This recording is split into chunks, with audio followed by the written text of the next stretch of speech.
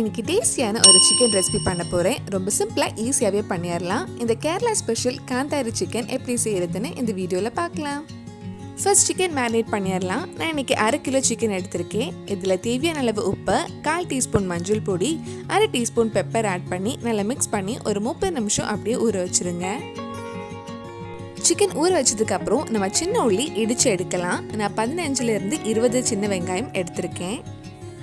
உங்களுக்கு சீக்கிரம் பண்ணணுன்னா மிக்சியில் லைட்டாக ஒரு அடி அடிச்சுக்கோங்க. ஆனால் இந்த மாதிரி இடித்து பண்ணால் தான் டேஸ்ட் நல்லாயிருக்கும். கொஞ்சம் கொஞ்சமாக உள்ளி போட்டு இடித்து எடுக்கலாம். இதே மாதிரி காந்தாரி மிளகும் இடித்து எடுத்துக்கோங்க. நான் இன்றைக்கி 15 காந்தாரி மிளகை எடுத்திருக்கேன்.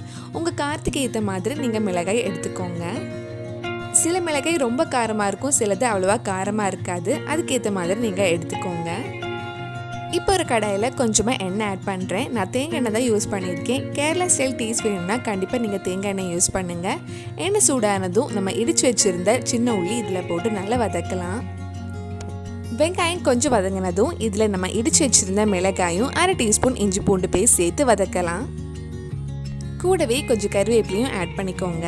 நம்ம சேனலில் இதுக்கு முன்னாடி நிறைய சிக்கன் ரெசிபிஸ் பண்ணியிருக்கேன். நீங்கள் இன்னும் அந்த ரெசிபிஸ்லாம் பார்க்கலன்னா அதோட லிங்க் டிஸ்கிரிப்ஷனில் இருக்குது. மறக்காமல் அந்த வீடியோஸும் போய் பாருங்கள்.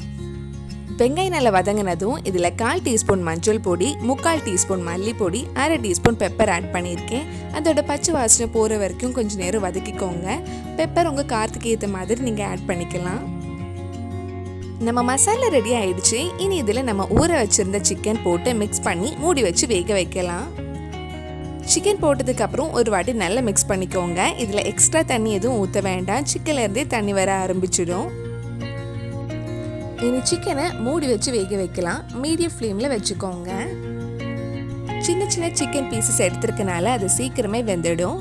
கடைசியாக இதில் கொஞ்சம் 1/2 டீஸ்பூன் கரம் மசாலா, கொஞ்சம் கறிவேப்பிலையும், கடைசியாக கொஞ்சம் தேங்காய் எண்ணெயும் ஊற்றி மிக்ஸ் பண்ணால் நம்ம டேஸ்டியான காந்தாரி சிக்கன் ரெடி ஆகிடும். கண்டிப்பாக நீங்களும் இந்த கேரளா ஸ்பெஷல் காந்தாரி சிக்கன் உங்கள் வீட்டில் செஞ்சு பாருங்கள். பிடிச்சிருந்தா இந்த வீடியோவை லைக் பண்ணுங்கள், உங்கள் ஃப்ரெண்ட்ஸ் அண்ட் ஃபேமிலிக்கு ஷேர் பண்ணுங்கள். வேறு நல்லா சிக்கன் ரெசிபி நம்ம சேனலில் ட்ரை பண்ணலான்னு கீழே கமெண்ட் பாக்ஸில் சொல்லுங்கள். நீங்கள் இன்னும் என்னோட சேனலை சப்ஸ்கிரைப் பண்ணலைன்னா மறக்காமல் சேனலையும் சப்ஸ்கிரைப் பண்ணுங்கள். கூடவே அந்த பெல் ஐக்கனும் ப்ரெஸ் பண்ணால் நான் புது வீடியோ போட்ட உடனே உங்கள் ஃபோனுக்கு நோட்டிஃபிகேஷன் வந்துடும்.